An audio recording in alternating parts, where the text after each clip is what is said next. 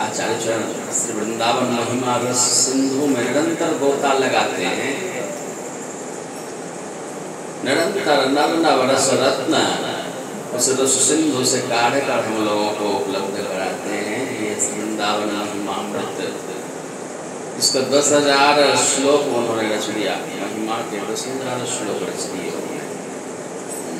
ये एक एक श्लोक, यह एक एक भाव श्री वृंदावन रस सिंधु में गोता लगाकर निकाला हुआ रत्न ही तो है। ऐसे मतलब वृंदावन महिमा संपन्न गरिमा संपन्न श्री वृंदावन का हम स्मरण करते हैं। धरो मन वृंदावन का ध्यान, धरो मन वृंदावन का ध्यान। आज एकादशी है, निर्जला एकादशी। हम सब श्री वृंदावन के समस्त वनों को स्मरण करेंगे और संग संग परिक्रमा लगाएंगे। धरो मन वृंदावन का ध्यान, धरो मन वृंदावन का ध्यान। 12 वन युक्त श्री वृंदावन, 12 वन युक्त श्री वृंदावन। करो भ्रमण मतिमान, करो भ्रमण मतिमान। धरो मन वृंदावन का ध्यान, धरो मन श्री वृंदावन का ध्यान। राधावन झूलन वन गवर, वन और पपर वन जान। अटल के वारी विहार वन अनुपम, सब लीला रस पान। धरो मन वृंदावन का ध्यान, धरो मन श्री वृंदावन का ध्यान। गोचारण कालीय दमन वन, गोचारण कालीय दमन वन। गोपाल वन पहचान, गोपाल वन पहचान। श्री निकुंज वन निधुवन सुंदर, श्री निकुंज वन निधुवन सुंदर। रम्य रसिक जन प्राण, धरो मन वृंदावन का ध्यान, धरो मन वृंदावन का ध्यान। श्री वृंदावन बसत जासु हिय, कोई रसिक महान। श्री वृंदावन बसत जासु हिय, सोई रसिक महान।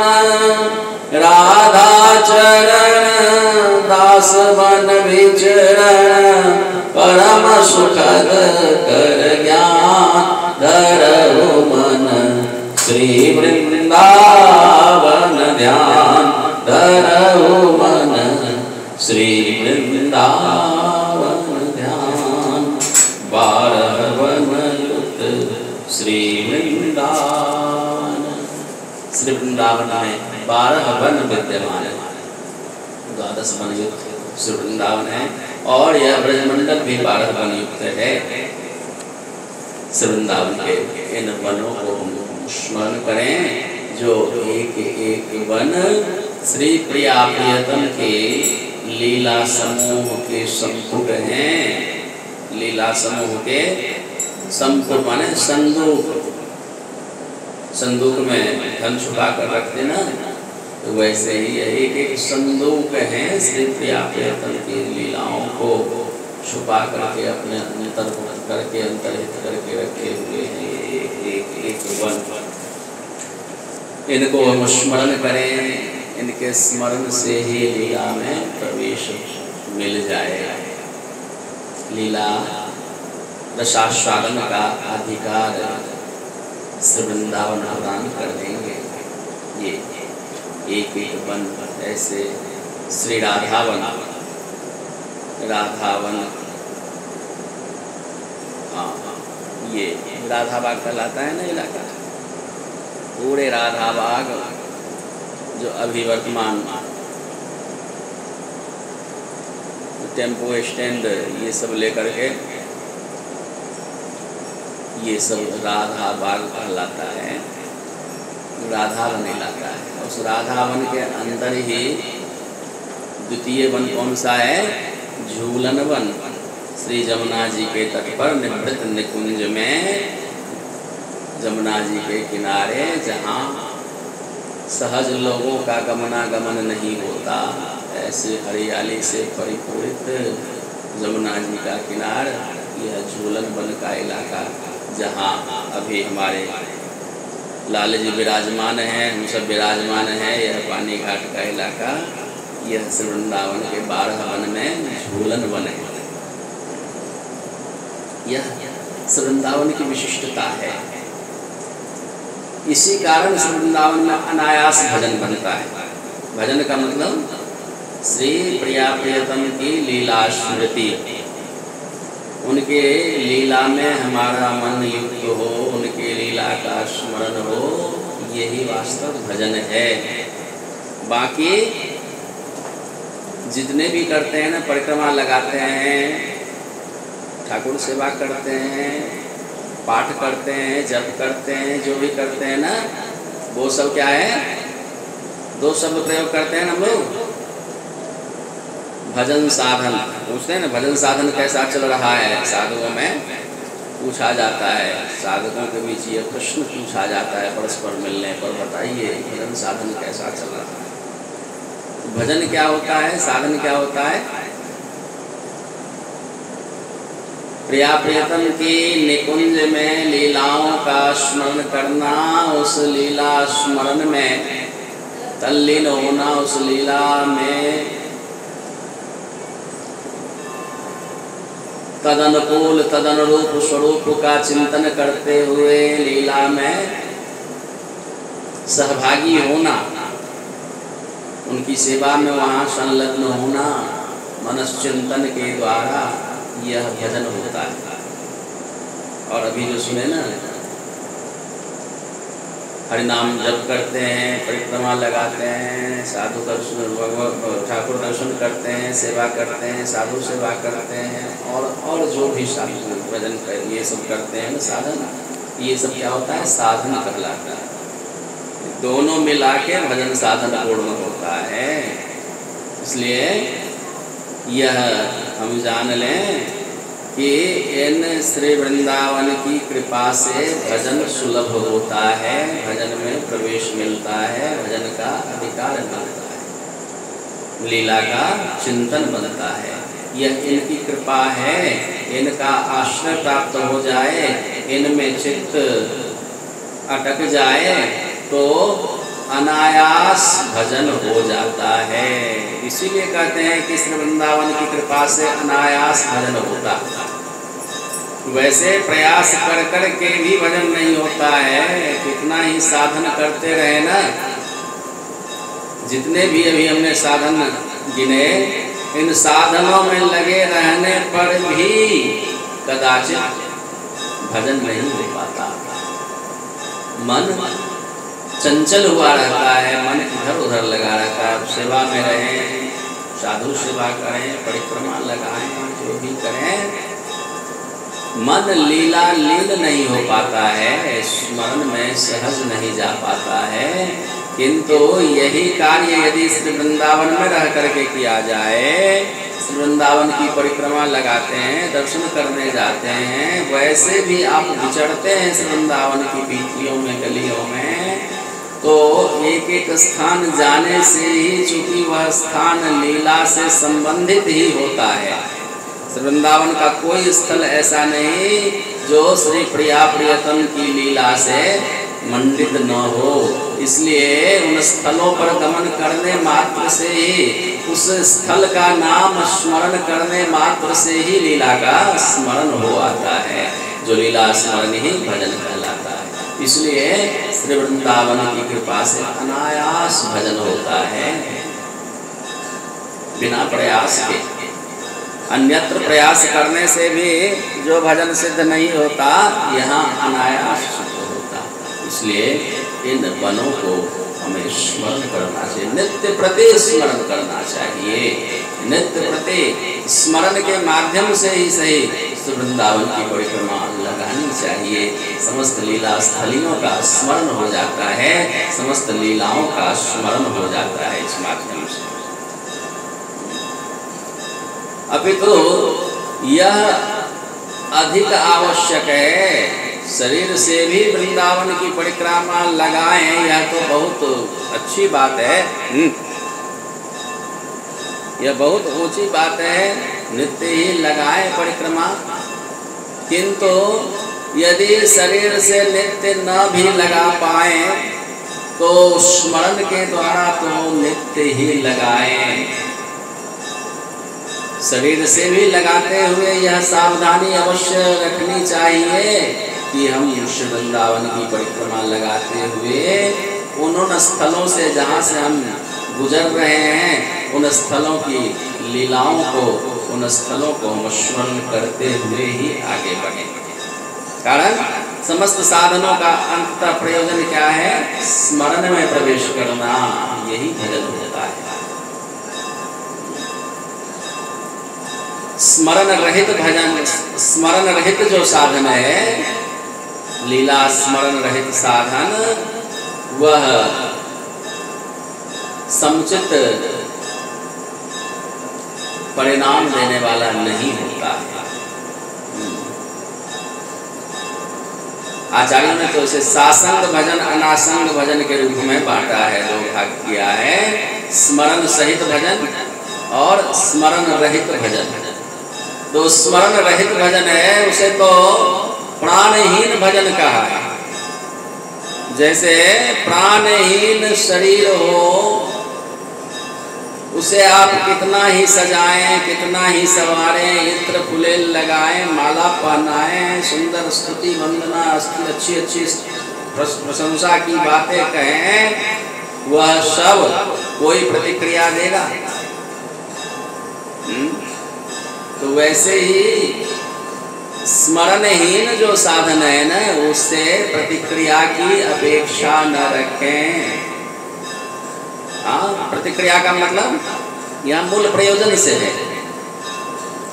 जो प्रेम प्राप्ति मूल प्रयोजन है, मूल परिणाम जो है, उसकी बात हो रही है। अन्यथा भजन तो कभी कुभाव से भी बन जाए, बिना चाहे भी हो जाए, अनजाने में ही हो जाए भजन साधन, तो भी वो निष्फल नहीं जाता है। सुकृत रूपी परिणाम तो प्राप्त होता ही है, किंतु जो सुपरिणाम है इसके, प्रेम प्राप्ति है, वह बिना स्मरण युक्त भजन किए नहीं होता है। और उस स्मरण युक्त भजन कराने में श्री वृंदावन से परम सहायक दूसरा और कोई नहीं होते। अनायास स्मरण कराते हैं। जमुना जी के तट पे चले जाएं, बंसी बट में चले, जहाँ भी जाएं, ज्ञान गुजरी में जहाँ भी जाएं, वहाँ की लीला उस स्थान से जुड़ी हुई है, अपने आप वह वहाँ जाते ही प्रकट हो आती है स्मरण में। इसलिए ये 12 वन जो श्री वृंदावन के हैं, इनको हमें जानना चाहिए, हमें स्मरण करना चाहिए, वहाँ गमन करना चाहिए। अब तो हमारा अनधिकार देखते हुए, हमारी अयोग्यता देखते हुए श्री धाम ने अपने स्वरूप को ही छुपा लिया है, छुपाते ही जा रहे हैं। दिन दिन कृपा के जो भी कारक यहाँ प्रकट रूप में विद्यमान हो, सब के सब लुप्त होते जा रहे हैं, छूटते जा रहे हैं। हमारे अनाधिकार के कारण, हमारी अयोग्यता के कारण, हम उसके योग्य नहीं हैं। जैसे घर के अभिभावक घर की जो कीमती वस्तुएं होती हैं उसे अबोध बच्चों से छुपा करके रखते हैं, लॉकर में बंद करके रखते हैं, संदूक में संपुट में छुपा कर रखते हैं, बच्चों की पहुंच से दूर करके रखते हैं, क्योंकि वो अबोध है, उसकी कीमत नहीं समझेगा वो, और उसको इधर उधर बिखेर देगा, बर्बाद कर देगा, उसका महत्व तो नहीं जानता वो, खेल खेल में लुटा देगा उस सामान को।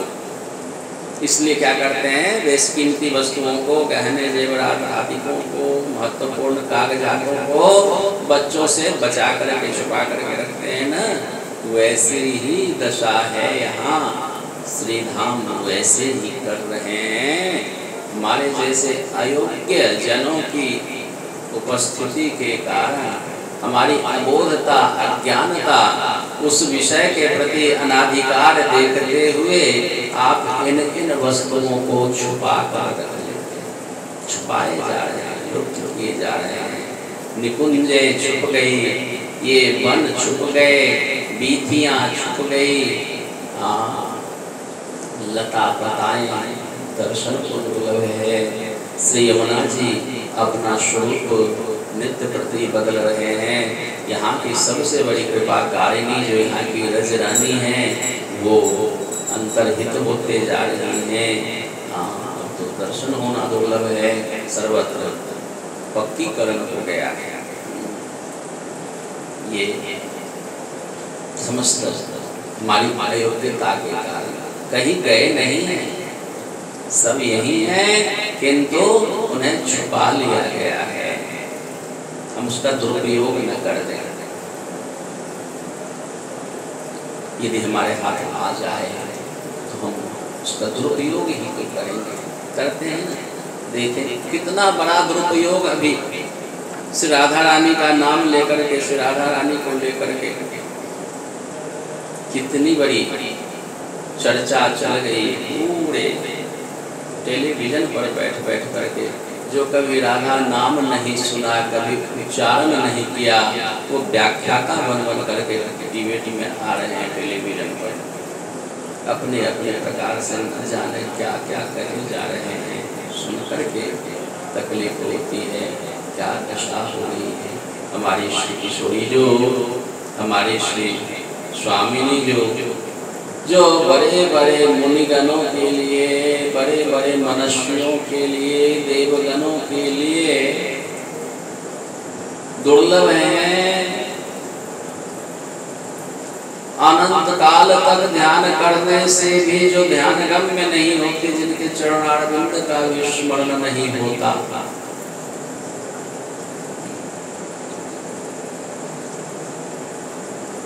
ऐसी हमारी स्वामिनी की सरेआम चर्चा के विषय बोले, जिसके जो मन आए वही व्याख्या किए जा रहा है, अपने ढंग से, अपने ज्ञान के अनुसार, अपने संस्कार के अनुसार, न जाने क्या कहे जा रहा है। बड़ी दुखद बात है। यही होता है अयोग्यों के हाथ में वस्तु जाने से, ऐसा ही होता है। आज वही हो रहा है। बच्चों के हाथ में कितनी ही महत्वपूर्ण कागजात, कितनी ही महत्वपूर्ण डायरी चली जाए, फाड़ फाड़ करके फेंक देता है। नोट आ जाए तो फेंक देता है, फाड़ करके। इसको पता ही नहीं इसका क्या महत्व है, इसका क्या उपयोग है। संभवतः इसलिए अपने आप को छुपाए जा रहे हैं। समस्त कृपा के इन कारकों को, इन विषयों को लुप्त किए जा रहे हैं। अब एक ही उपाय है कि श्री वृंदावन का आश्रय लेकर के, श्री वृंदावन का स्मरण करके, यहाँ के इन वनों को, लता तरुगणों को, यहाँ के कण कण को हम स्मरण करें। इन्हें पुकारें, स्मरण करें, हृदय से प्रार्थना करें श्री वृंदावन से, हे श्री वृंदावन आप कृपा करो, अपनी यह दिव्यता का, अपने यह वैभव का, अपने इस दिव्य स्वरूप का दर्शन करा दो। ऐसी प्रार्थना करेंगे और क्या प्रार्थना कर सकते, यही प्रार्थना का विषय हो वृंदावन से कि आप अपने उन निकुंजों का दर्शन करा दें, अपने उन वैभवों का चिंतामणि स्वरूप यहाँ की एक एक कण है, एक बार को अनुभूति करा दें। हे श्री वृंदावन आपकी शरण हो। इस प्रकार